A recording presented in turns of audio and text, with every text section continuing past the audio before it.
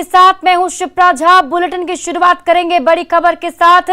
PM Modi ने देवघर हादसे की जानकारी ली है। बड़ी खबर आपको बता रहे हैं, देवघर हादसे पर खुद पीएम मोदी नजर बनाए हुए हैं। सूत्रों के हवाले से ये जानकारी सामने आ रही है, जिसमें पीएम मोदी ने देवघर हादसे की जानकारी ली और देवघर में जो हादसा हुआ है उस पर खुद पीएम मोदी नजर बनाए हुए हैं। लगातार स्थिति की मॉनिटरिंग कर रहे हैं पीएम मोदी। हादसे पर पीएम मोदी ने गृह मंत्री अमित शाह से भी बात की। सूत्रों के हवाले से जो जानकारी निकलकर सामने आ रही है वो हम आपको बता रहे हैं। अमित शाह से रेस्क्यू ऑपरेशन को लेकर पीएम मोदी ने बातचीत की है। आपको बता दें कि देवघर में त्रिकुट पर्वत पर रोपवे हादसा हुआ, जिसमें अभी तक 3 लोगों की मौत हो गई है। 15 लोग जो है वो अभी फंसे हुए हैं। और हमारे साथ इस खबर पर अधिक जानकारी के साथ हमारे सहयोगी हमारे झारखंड संपादक संतोष जी जुड़े हुए हैं। सीधे उनके पास चलते हैं। संतोष जी, देखिए एक बड़ा हादसा तो है ही, और आज जो घटना घटी उससे कहीं ना कहीं एक बार फिर से जो लोग हैं वो भी काफी ज्यादा डरे और सहम गए हैं, और हर कोई अब उम्मीद कर रहा है कि जल्द से जल्द सभी लोगों को सुरक्षित निकाल लिया जाए, और पीएम मोदी भी अब इस पर नजर बनाए हुए हैं। जी हाँ, देखिए जो हादसा हुआ है वो हादसा काफी दर्दनाक है। पूरा देश आज ये दुआ कर रहा है कि जो भी लोग अब फंसे हैं, जो भी लोग अभी उनका रेस्क्यू अभी बाकी है, उन सबको सुरक्षित वापस निकाला जाए। और प्रधानमंत्री नरेंद्र मोदी भी, क्योंकि इससे पहले आप अगर देखे होंगे तो प्रधानमंत्री नरेंद्र मोदी झारखंड में साल में कम से कम 2 से 3 दफा जरूर आया करते थे, और ऐसा माना जाता था और वो कहते भी थे झारखंड हमारे दिल के काफी करीब है। और आमतौर पर ऐसा देखा गया है, जब भी इस तरह की घटनाएं घटती हैं तो प्रधानमंत्री काफी संजीदा उनका चेहरा देखने को मिलता है, मानवीय चेहरा देखने को मिलता है। हर छोटी छोटी घटनाओं को लेकर, इस बड़ी घटना हो या छोटी घटना हो, उस पर वो निजी तौर पर काफी उस पे उसकी जानकारी रखते हैं। और जैसे इस मामले में भी प्रधानमंत्री नरेंद्र मोदी ने गृह मंत्री अमित शाह से बातचीत की और बातचीत कर ये रेस्क्यू ऑपरेशन के बारे में जानकारी मांगी है। यहाँ तक कि जो सूत्र बता रहे हैं कि रेस्क्यू ऑपरेशन में क्या क्या परेशानी आ रही है, उन परेशानियों के बारे में भी चर्चा की। और जो दुर्घटना इसमें जो हताहत हुआ है, उन हताहतों के बारे में, तो कुल मिलाकर पूरी घटना पर उनकी निगाह बनी हुई है। ये दिखाता है कि प्रधानमंत्री कितना संजीदा है अपना। और लेकिन अब सबकी दुआएं, सबकी उम्मीद इस बात को लेकर है कि जो लोग फंसे हैं उनकी सुरक्षित रेस्क्यू उनको कराया जा सके। यही सबको हर कोई दुआ कर रहा है। जी बिल्कुल। और देखिए अक्सर जैसा आप भी बता रहे हो, और अक्सर ऐसा देखने को मिलता है जब भी कोई ऐसा बड़ा हादसा अगर होता है तो पीएम मोदी खुद उस पर नजर बनाए रखते हैं। और कहीं ना कहीं झारखंड में जो हादसा हुआ है उससे सभी लोग जो है वो काफी ज्यादा परेशान है, और अब तो रेस्क्यू भी अभी बंद है। कल सुबह का अब इंतजार जब रेस्क्यू ऑपरेशन फिर से शुरू होगा। जी हाँ, देखिए अभी अंधेरा होने की वजह से रेस्क्यू ऑपरेशन को रोक दिया गया। देर शाम हमने देखा था कि लगभग गोधूली का बेला था, लगभग शाम होने ही वाली थी। उसी वक्त एक हादसा हो गया। लगभग उसको ऑपरेशन करके जो एयरफोर्स के जवान थे, गरुड़ के कमांडो थे, उन लोगों ने उसको दूसरे चॉपर के बिल्कुल करीब लेके आ चुके थे। लेकिन आखिरी वक्त पर कहते हैं ना कि वो हाथ फिसल गया, और हाथ फिसल जाने की वजह से वो शख्स गिर गया, और जिसके बाद पूरा ऑपरेशन को रोक देना पड़ा है। और उसके बाद थोड़ी ही देर बाद अंधेरा हो गया। अंधेरा होने की वजह से रात को ऑपरेशन नहीं हो पाया। ऑपरेशन सुबह एक बार फिर से जैसे ही पौ फटेगा, जैसे ही सुबह होती है, सुबह की पहली किरण से ही ऑपरेशन को जारी कर दिया जाएगा। और जो बाकी फंसे हुए 15 लोग हैं, उन लोगों को बचाने की, उन लोगों को सकुशल रेस्क्यू कराने की जद्दोजहद शुरू हो जाएगी। इसमें यह भी बताया जा रहा है आर्मी के एक जवान भी जब रेस्क्यू कराने के दरमियान उसी ट्रॉली में वहां फंस गए थे। तो कुल मिलाकर 15 और 16 जन हो गए, जिनको कि सकुशल उनको बाहर निकालना है। और इस पर पूरे तरीके से प्रधानमंत्री नरेंद्र मोदी गृह मंत्री से एक एक चीज की अपडेट ले रहे हैं, मतलब कुल मिलाकर नजर बनाए हुए। जी बहुत बहुत शुक्रिया तमाम जानकारी के लिए संतोष जी।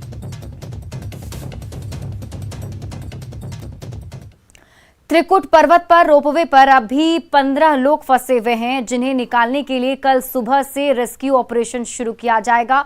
और इस ऑपरेशन में एक एक शख्स की जान बचाने के लिए जवानों को घंटों की मशक्कत करनी पड़ रही है। रेस्क्यू ऑपरेशन को लेकर 3 प्लान बनाए गए हैं, जिसमें आईटीबीपी, एनडीआरएफ, आर्मी और एयरफोर्स के जवानों को लगाया गया है। देखिए ऑपरेशन की चुनौतियां और पूरा प्लान।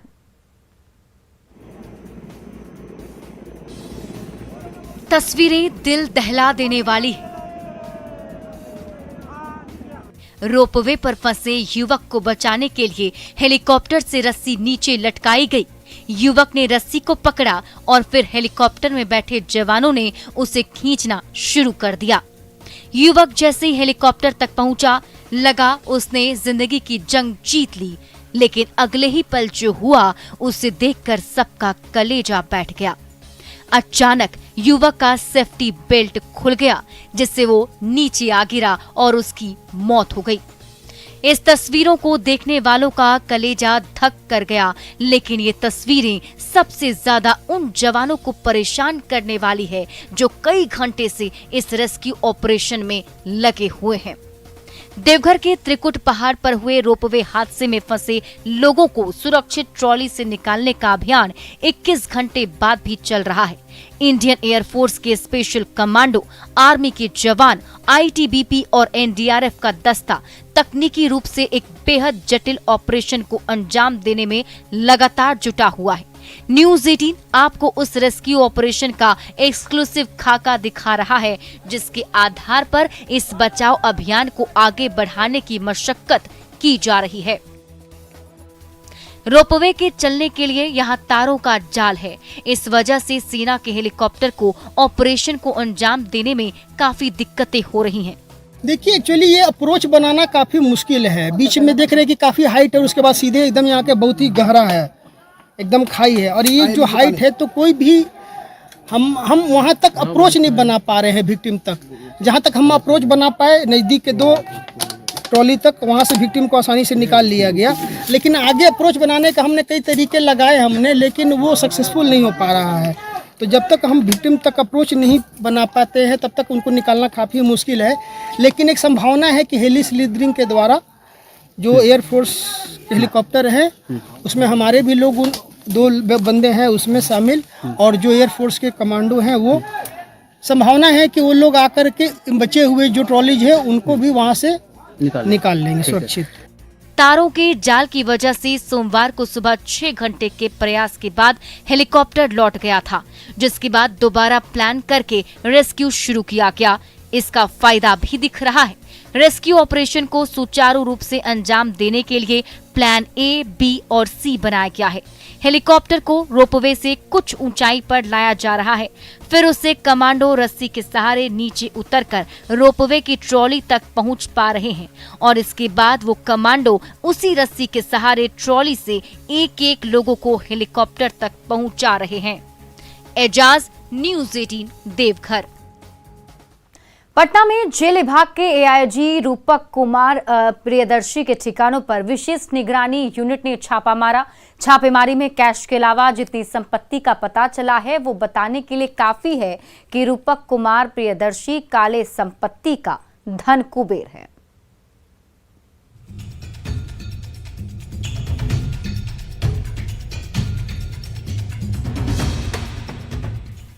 इन 5-500 की गड्डियों को देखिए, 1-2 नहीं, पूरे 11 गड्डियां हैं। भरोसा नहीं होता तो गिन कर देख लीजिए। 1, 2, 3, 4, 5, 6, 7, 8, 9, 10, 11। 5-500 की इन 11 गड्डियों में कुल 5,80,000 रुपए हैं। ये नोट उस काली कमाई के धन कुबेर के घर से मिला है, जिसका नाम है रूपक कुमार प्रियदर्शी। रूपक कुमार जेल विभाग के एआईजी हैं, जिन पर आय से अधिक संपत्ति जमा करने का आरोप है। आरोप की जांच के लिए विशेष निगरानी यूनिट ने रूपक कुमार प्रियदर्शी के पटना वाले घर पर छापा मारा। छापेमारी में जो कुछ मिला वो होश उड़ाने वाला है कि उनका न केवल बिहार में बल्कि बिहार के बाहर भी कई जगहों पर संपत्ति का पता चला है। फिलहाल नोएडा के अलावा रांची यानी झारखंड, इसके अलावा दक्षिण भारत के एक राज्य में भी इन्होंने अपनी अचल संपत्ति जो है वह अर्जित कर रखी है। और फिलहाल निगरानी स्पेशल की टीम जो है उनकी संपत्ति को खंगालने में जुटी हुई है। बात सिर्फ 5-500 की गड्डियों तक ही सीमित नहीं है। पटना के आशियाना फेज 2 के इस आलीशान मकान को देख लीजिए। रूपक कुमार प्रियदर्शी की हैसियत का पता चल जाएगा। इसकी कीमत 2 से 3 करोड़ रुपए की बताई जा रही है। यही नहीं, छापेमारी के दौरान रूपक कुमार प्रियदर्शी की अकूत संपत्ति का पता चला है, जिसमें झारखंड के देवघर में जमीन, जमशेदपुर के पौष इलाके में फ्लैट, रांची में फ्लैट और जमीन, पश्चिम बंगाल के सिलीगुड़ी में जमीन और फ्लैट के कागजात, नोएडा में कमर्शियल दुकानें, नोएडा में प्लॉट, बिहटा पटना में जमीन, पटना के लोदीपुर में फ्लैट, बेंगलुरु में जमीन के प्लॉट का एग्रीमेंट। यानी रूपक कुमार प्रियदर्शी ने इतना ज्यादा अवैध कमाई की थी जिसका शायद किसी को अंदाजा हो, लेकिन रूपक के खिलाफ छापेमारी बताने के लिए काफी है कि गलत करने वाले किसी भी हाल में बचेंगे नहीं। न्यूज 18 के लिए पटना से संजय कुमार की रिपोर्ट। और अब बात सियासत की। मुजफ्फरपुर के बोचहां विधानसभा सीट पर कल वोटिंग होगी, जिसके लिए पूरी प्रशासनिक तैयारी कर ली गई है। सियासी लिहाज से बोचहां का उपचुनाव कितना मायने रखता है, आप इस रिपोर्ट के जरिए समझिए।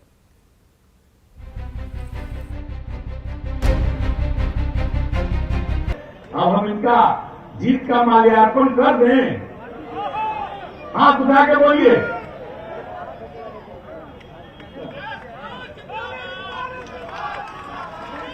बोचहां के चुनावी अखाड़े में नेताओं को जो दाव आजमाना था वो आजमा लिया। अब जनता की बारी है। चंद घंटे बाद जनता अपने इरादे पर मुहर लगाएगी, जिसके लिए प्रशासनिक तैयारियां तकरीबन मुकम्मल कर ली गई हैं। चुनाव के दौरान किसी तरह की कोई गड़बड़ी न हो, इसके लिए 350 पोलिंग बूथ बनाए गए हैं। 350 बूथों पर करीब 1500 मतदान कर्मी मतदान कराएंगे। सभी 350 मतदान केंद्रों पर सुरक्षा की चाक चौबंद व्यवस्था है। मैं बता दूं कि कुल 350 मतदान केंद्र हैं, जिस पर 350 मतदान कर्मियों को हम लोग यहां से रवाना कर रहे हैं और क्लियर कट डायरेक्शन दिया गया है कि सुरक्षा और निष्पक्षता पूरी तरीके से बरती जाएगी और 100% सभी लोग आज डायरेक्शन से रूबरू भी हुए हैं। दरअसल बोचहां विधानसभा सीट पर होने वाला उपचुनाव बेहद दिलचस्प हो चुका है।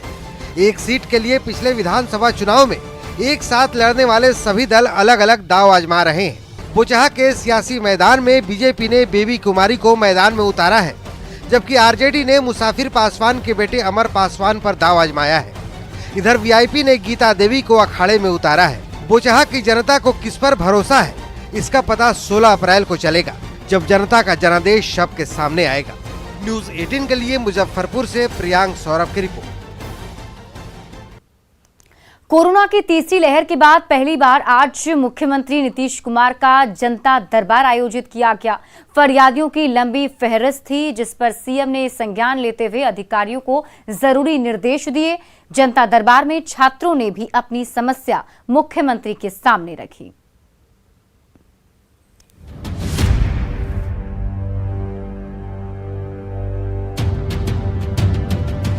करीब 2 महीने बाद एक बार फिर मुख्यमंत्री नीतीश कुमार ने सोमवार को जनता दरबार लगाया। कोरोना की तीसरी लहर के बाद पहली बार सीएम के सामने बड़ी संख्या में फरियादी अपनी शिकायत लेकर पहुंचे थे। कार्यक्रम के दौरान सीएम ने स्वास्थ्य विभाग, समाज कल्याण विभाग, सामान्य प्रशासन, आईटी जैसी जुड़ी शिकायतों को सुना और अधिकारियों को शिकायतों के जल्द निपटारे का निर्देश दिया। सीएम के जनता दरबार में बेगूसराय से आए एक फरियादी ने फर्जी दिव्यांग प्रमाण पत्र बनाए जाने का आरोप लगाया, तो सीएम ने फौरन शिक्षा विभाग के मंत्री को फोन लगाकर पूरे मामले की गंभीरता से जांच कराए जाने का निर्देश दिया। दिव्यांग लोगों के हक को मारने के लिए बेगूसराय में सर जब भी किसी भी जॉब का विज्ञापन निकलता है तो ये सरगना के लोग जो है फर्जी दिव्यांगता प्रमाण पत्र बनवाते हैं। दिव्यांग के लिए काम किया जा रहा था, फर्जी कैसे? नहीं तो मंत्री जी को लगाओ जरा सर। अरे मंत्री, शिक्षा मंत्री को लगाओ ना। हेलो, अरे आपको भेजे बेगूसराय का इकारा फर्जी दिव्यांग, मैंने दिव्यांग का फर्जी को दिव्यांग बना रहा, तो ठीक से जांच करवाई। दिव्यांग वाला तो कर रहा है, जैसा बता रहा है इसको पूरा देखवा लीजिए, उनका पूरा डिटेल बताइए, आप सुन लीजिए डिटेल। पूर्णिया से आए एक फरियादी ने अपने क्षेत्र में स्वास्थ्य केंद्र पर दबंगों के कब्जा करने का आरोप लगाया, जिस पर मुख्यमंत्री चौंक पड़े और तुरंत संबंधित अधिकारी को इसके निपटारे का निर्देश दिया। काफी दिनों बाद सीएम के जनता दरबार में फरियादियों ने कई विषयों को लेकर शिकायतें की, जिनका तुरंत समाधान करने का निर्देश खुद मुख्यमंत्री ने दिया। शैलेंद्र, न्यूज 18 पटना। और इसी बीच बड़ी खबर आपको बता दें, रोहतास में पुल चोरी मामले पर बड़ी जानकारी सामने आ रही है। जल संसाधन मंत्री संजय कुमार झा ने इस पर संज्ञान लिया है। जांच कराकर दोषियों के खिलाफ कार्रवाई के निर्देश दिए हैं। दोषी अधिकारियों को निलंबित करने का आदेश दिया गया है। अवर प्रमंडल पदाधिकारी को निलंबित करने के आदेश दिए गए हैं। इसके अलावा नासरीगंज अवर प्रमंडल पदाधिकारी का नाम राधे श्याम सिंह है। विक्रमगंज के जूनियर इंजीनियर अरशद कमाल शमसी को सस्पेंड किया गया है। मुख्य अभियंता सिंचाई सृजन से स्पष्टीकरण मांगा गया है। डिहरी और कार्यपालक अभियंता से भी जवाब मांगा गया है। सोन नहर प्रमंडल विक्रमगंज से स्पष्टीकरण की मांग की गई है।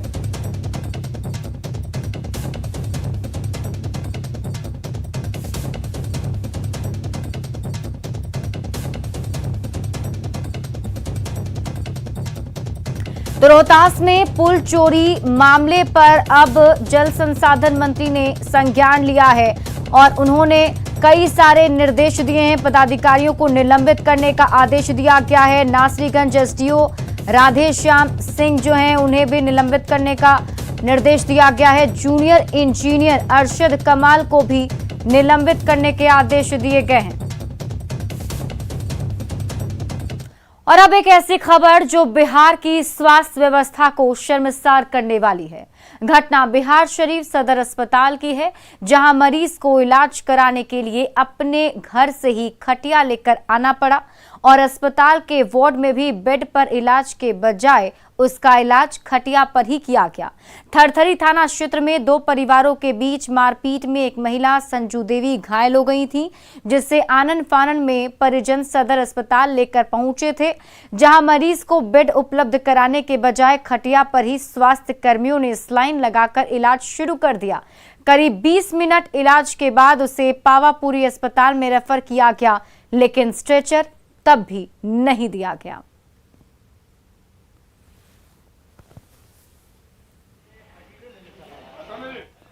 मुजफ्फरपुर में एक बार फिर एईएस के मरीजों की संख्या बढ़ने लगी है। एसकेएमसीएच में अब तक 11 मरीजों की पहचान हुई, जबकि 4 संदिग्ध मरीज को भर्ती किया गया है।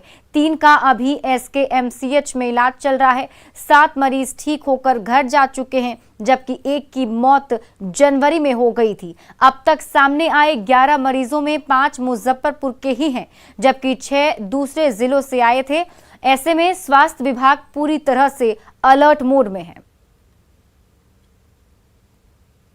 देखिए, अभी 3 बच्चे पीकू में भर्ती हैं जिनका इलाज चल रहा है और उनकी स्थिति भी नियंत्रण में है। जनवरी से लेकर के अगर अभी तक हम देखें तो पिछले 5-6 महीने में कुल 11 केसेस आए हैं और 11 में आपका 5 केस जो है वो मुजफ्फरपुर जिला का है, शेष अन्य जिलों के हैं।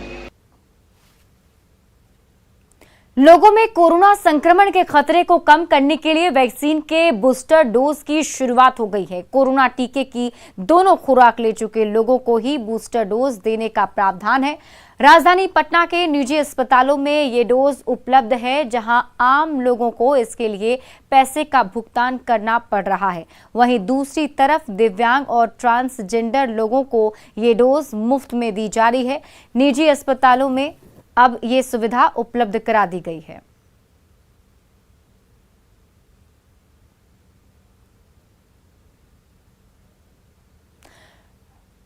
हैदराबाद में आईआईएमसी एनुअल एलुमनाई मीट और आईआईएमसीएए अवार्ड का आयोजन किया गया।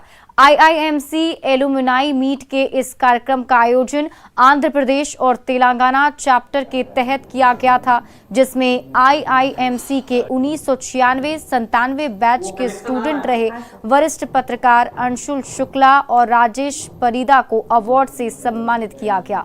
कार्यक्रम में आंध्र प्रदेश और तेलंगाना के कई पत्रकार जुटे, जो आईआईएमसी यानी भारतीय जनसंचार संस्थान के स्टूडेंट रहे हैं।